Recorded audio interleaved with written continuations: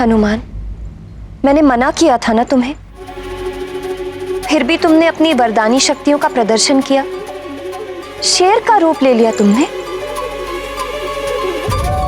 मुझसे भूल हो गई माँ, मुझे क्षमा कर दीजिए। क्षमा मांगने से क्या होगा हनुमान? तुम्हें पता है तुम्हारी भूल की वजह से तुम्हारी नानी एकाएक भयभीत हो गई थी। उस समय तो बचा लिया उन्होंने तुम्हें, किंतु तुम्हें ज्ञात है उनके हाथ से दूध का पात्र गिर गया था, उनके पैर में चोट लग गई थी, अभी तक उनके पैर में पीड़ा हो रही है। हाँ? क्या नानी माँ?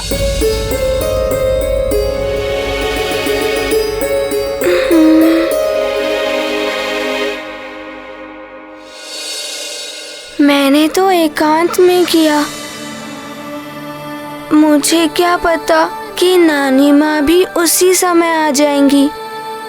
इसीलिए मैंने तुमसे कहा था, फिर से कह रही हूं, अपार शक्तियां अपार दायित्व लेकर आती है पुत्र। तुम्हें इन शक्तियों का सम्मान करना सीखना होगा। ये शक्तियां यूं क्रीड़ा या प्रदर्शन के लिए नहीं होती। अब मैं ऐसा कभी नहीं करूंगा माँ।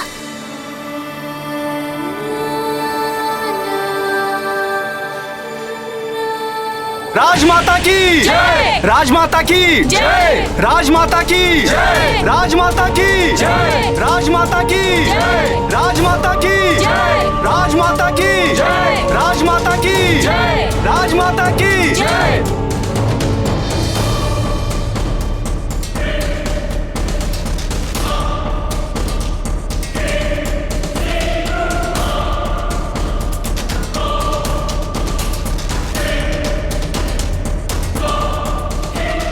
जाकर बताओ रावण को कि अब भी समय है, संभल जाए, धर्म का मार्ग अपना ले। काल उससे अधिक दूर नहीं है।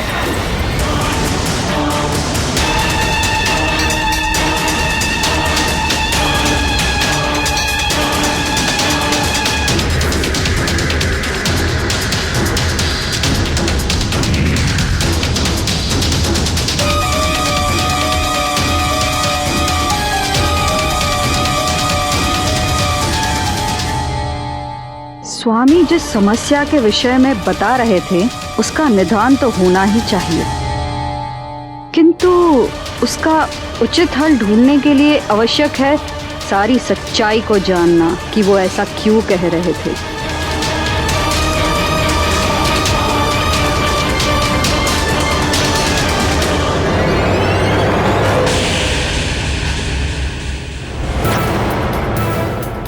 ये क्या, माता तो सदैव पहले मुझसे मिलती थी, परंतु आज यहां आते आते कुंभकर्ण के भवन की ओर क्यों मुड़ गई?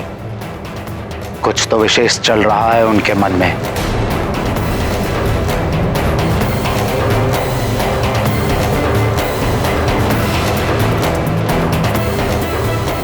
प्रणाम भैया।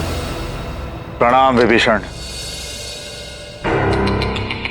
ना जाने क्यों मां आते आते अनायास कुंभकर्ण के भवन की ओर मुड़ गई। आओ देखते हैं। चलिए। स्मरण है ना, आज हमारे पुत्र कुंभकर्ण के निद्रा से जागने का दिन है। बड़े बड़े हौंदों में पानी भर कर लाओ। ढोल, शंख, तुरही जैसे जितने भी अन्य साधन लगते हैं हमारे पुत्र को जगाने में, उन सब की व्यवस्था करो। अवश्य राजमाता, सारी व्यवस्था हो चुकी है।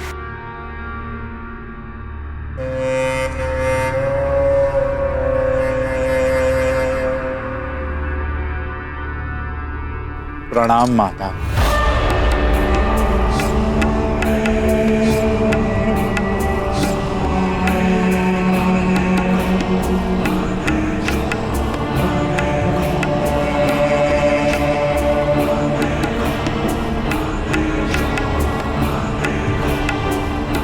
आपके चरणों की धूल को पाकर मैं धन्य हो गया माते।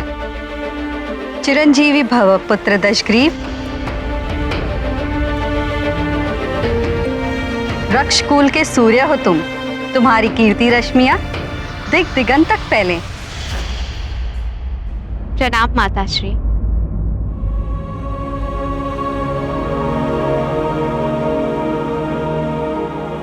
सदा सुहागन रहो।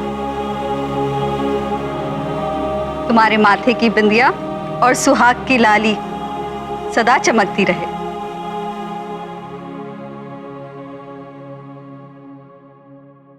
आयुष्मान भव मेरे धर्मज्ञ पुत्र विभीषण। तुम पुण्यतः अपने पिता पर गए हो। अपने बड़े भाई की सदैव पिता समान ही सेवा करना। अवश्य माता। माता, आप मेरे भवन की ओर आते आते अनायास इधर क्यों मुड़ गईं? कदाचित आपको यह तो नहीं लगा कि मैं भूल गया कि आज मेरे भाई कुंभकर्ण के जगने का दिन है?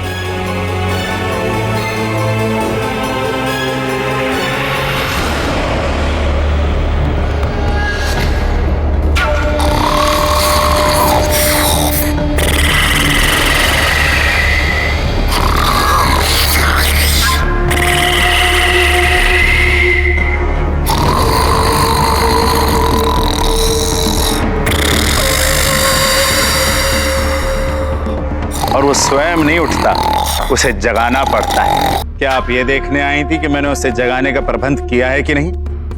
माता, मैंने उसे जगाने की सारी व्यवस्था की हुई है। पुत्र दशग्रीव, तुम्हारा तुम्हारे भाइयों के प्रति ये स्नेह देखकर तुम्हारी माता कैकसी प्रसन्न है।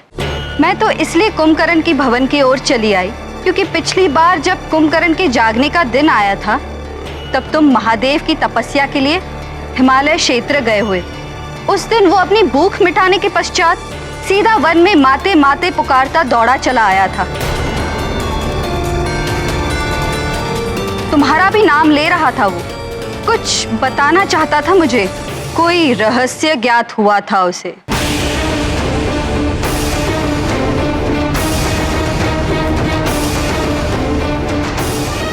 रहस्य?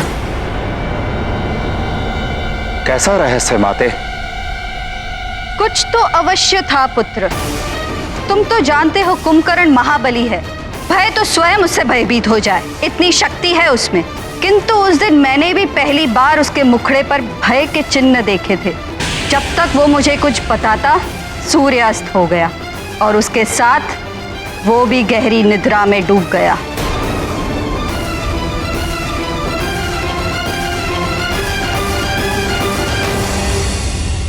आश्चर्य है माता, आपने कभी इस बात का कोई उल्लेख ही नहीं किया। माता, मैं उसी समय यहाँ आई थी, मुझे तो सब सामान्य लगा।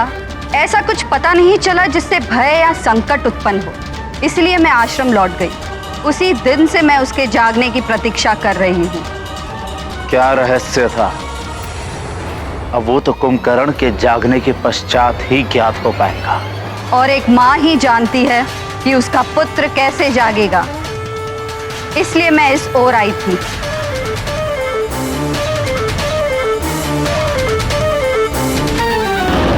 राजमाता कैकसी की जय, राजमाता कैकसी की जय, लंकापति रावण की जय, महारानी की जय, विभीषण भैया की जय। अतिबल, अब आए हो तुम? कब से भेजा था तुम्हें उस वानर बालक के बारे में पता लगाने के लिए?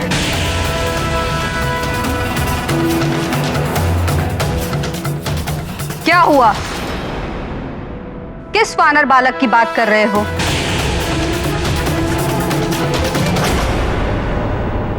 हनुमान, मेरे पुत्र, मैं समझती हूं कि तुम अपनी शक्तियों के बारे में जानना चाहते हो, उन्हें परखना चाहते हो। किंतु पुत्र, ऐसी महान शक्तियों के प्रयोग में तनिक से भी चूक हो जाए तो बड़ा अनर्थ हो जाता है। इसीलिए सावधान रहना आवश्यक है पुत्र।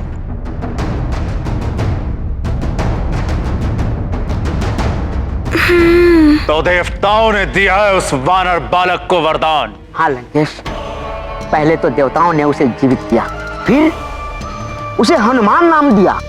इतना ही नहीं लंकेश, उस पवन देव के कारण उस वानर बालक का पुनर्जन्म हुआ और अब तो उसे पवन देव का पुत्र भी कहेंगे। वो कोई साधारण बालक नहीं है लंकेश, सुमेरु के राजा केसरी और रानी अंजना का पुत्र है। देवताओं ने उसे वरदान में कुछ शक्तियां दी है जिनके बारे में अभी कुछ ज्ञात नहीं हो पाया है लंकेश। किंतु क्या? लंकेश, ये वही बालक है जिसने सूर्य को निगल लिया था।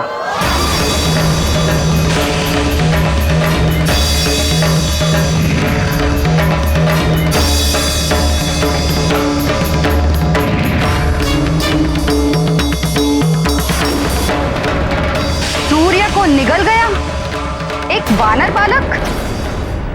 तो इसी कारण इस बार सूर्य ग्रहण नहीं हो पाया।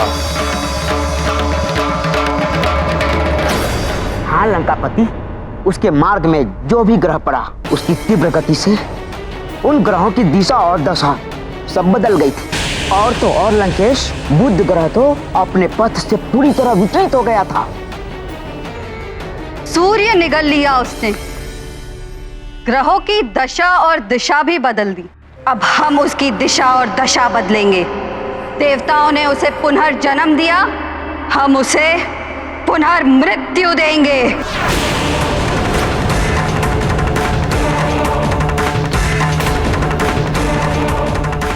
दशग्रीव, तुम्हारे पिता ने भी कदाचित इसी ओर संकेत किया था। समय परिवर्तित हो रहा है, इसलिए समय रहते सजग हो जाओ। वो वानर बालक बड़ा होकर संकट न बन जाए। अंत करना ही होगा उसका, अंत करना ही होगा उसका। माता, मैं उसे मृत्यु दंड दूंगा, पुनर्मृत्यु अभी समाप्त कर देंगे उसे। ऐसे नहीं दशग्रीव, राजनीति कहती है यदि शत्रु पर विजय पानी हो तो पहले उसकी शक्तियों को जानो, फिर अपने बल को देखकर आक्रमण करो, कभी पराजय नहीं होगी। आप सत्य कहती हैं माता। अतिबल, जाओ, जाकर उस वानर बालक पर दृष्टि रखो, उसकी वरदानी शक्तियों के बारे में जानकारी जुटाओ। बलबला बलबल, कैसे पता लगाऊं? और मेरे दृष्टि रखने से क्या होगा? उसकी माता अंजना ने तो उसे शक्ति प्रदर्शन करने से मना कर दिया है। अतिबल, तुम्हारी काया ही नहीं, तुम्हारी खोपड़ी में बुद्धि भी छोटी है। अरे मूर्ख, वो छोटा बालक है, उन्हें यदि कुछ भी मिल जाए तो वो सबको दिखाने में उत्सुक रहते हैं, भले ही उसकी माँ ने मना किया हो। यदि तुम थोड़ा सा भी उसे उकसा दोगे तो उसकी सारी छिपी हुई शक्तियां बाहर आ जाएंगी।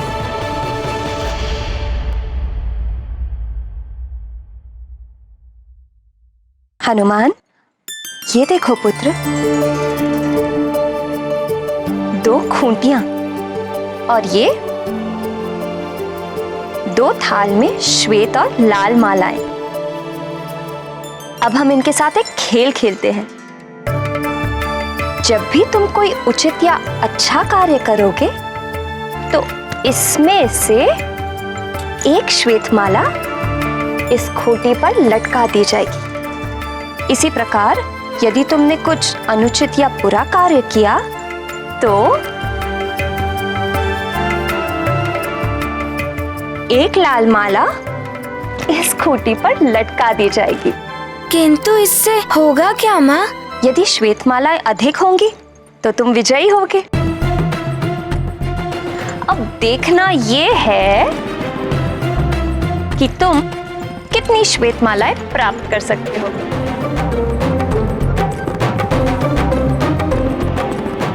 आप सत्य कहती हैं माता। छोटे बालकों को इतनी समझ नहीं होती कि क्या करना चाहिए और क्या नहीं। उनको जितनी भी शक्तियां मिल जाएं, उनकी बुद्धि अपरिपक्व ही होती है। इसी का लाभ तुम उठा सकते हो अतिबल। बलबला बलबल। हनुमान, तुम्हें अपनी शक्तियों का उचित प्रयोग करना सीखना होगा और इसके लिए सबसे पहले ध्यान रखना होगा कि अपनी शक्तियों का प्रयोग तभी करना जब सच में उनका प्रयोग करना आवश्यक हो। बालक तो कहीं भी अपनी शक्तियों का उपयोग करने लगते हैं, बस उन्हें उकसाने की आवश्यकता है। अतिबल उस वानर बालक को उकसाओ, उसकी शक्तियों का पता लगाओ, फिर मैं दशानन रावण स्वयं उसका अंत करूंगा।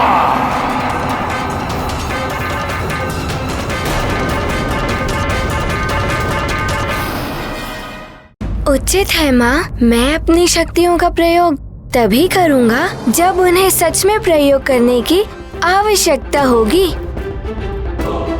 और मैं अपना दायित्व भी समझूंगा और सावधान भी रहूंगा।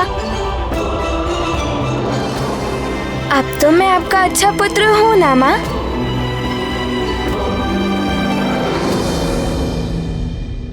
हाँ मेरे लाल, तुम तो मेरे बहुत अच्छे पुत्र हो।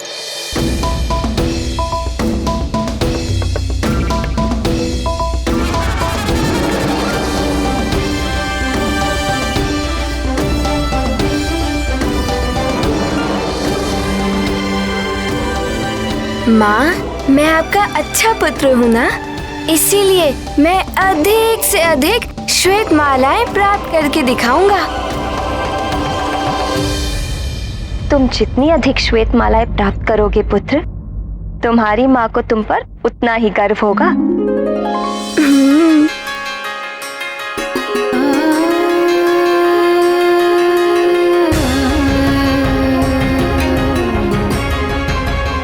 रश्मि, मुझे गर्व है तुम पर। मैं जानती हूँ उस बालक को कितनी भी शक्तियां दे दे ये कपटी देव, उसका अंत तुम ही करोगे।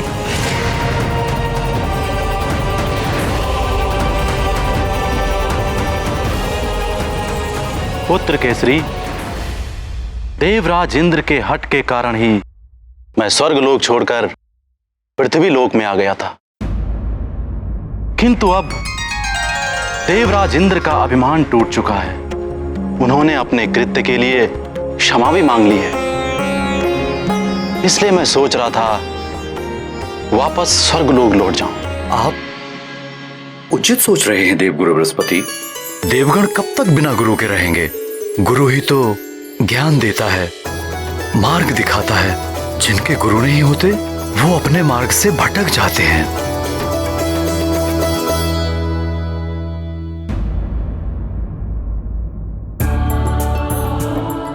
प्रणाम देवगुरु।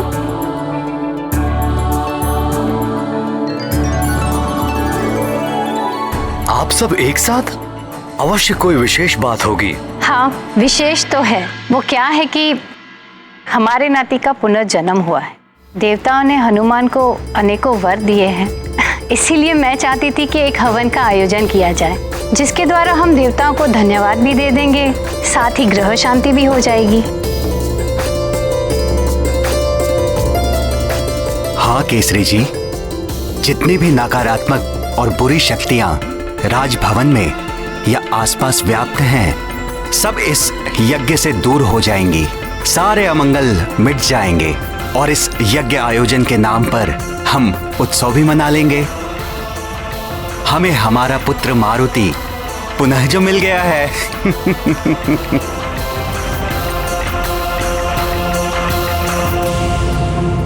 तात, माता, आपका परामर्श तो अति उत्तम है। अविलंब हमें इस हवन का आयोजन करना चाहिए। हाँ, और महोत्सव भी। इस उत्सव में हम हनुमान का विधिवत युवराज घोषित करेंगे।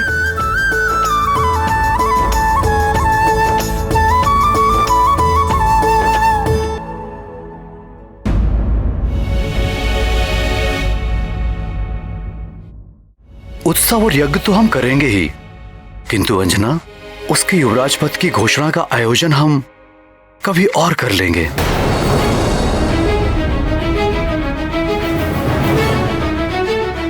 हनुमान अभी अल्प आयु का अबोध बालक है। इतना बड़ा दायित्व उसे सौंपना अनुचित होगा। केसरी जी, हमारा हनुमान अन्य बालकों जैसा साधारण बालक नहीं है। दिव्य शक्ति संपन्न विशेष बालक है हमारा हनुमान। यही नहीं, इसने अनेकों बड़े कार्य भी किए हैं। इसलिए मेरा तो विचार है कि हनुमान युवराज पद के लिए पूर्णतः योग्य है। किंतु हनुमान की शक्तियों को हमें नियंत्रण में रखना है। कहीं युवराज पद पाने के बाद वो अनियंत्रित ना हो जाए।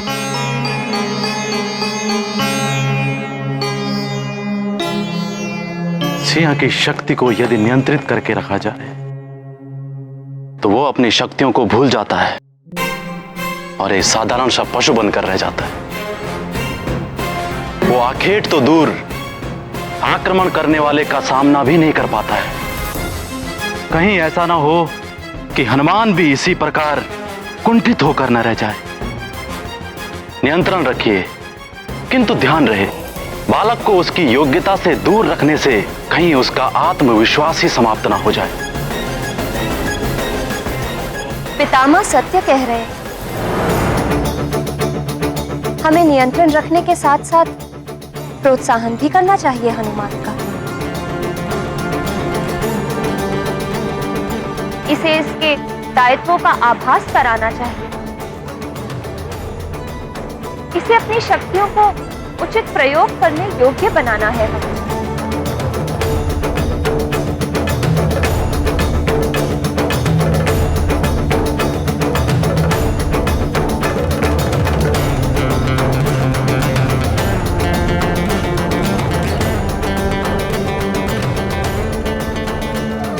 उचित है।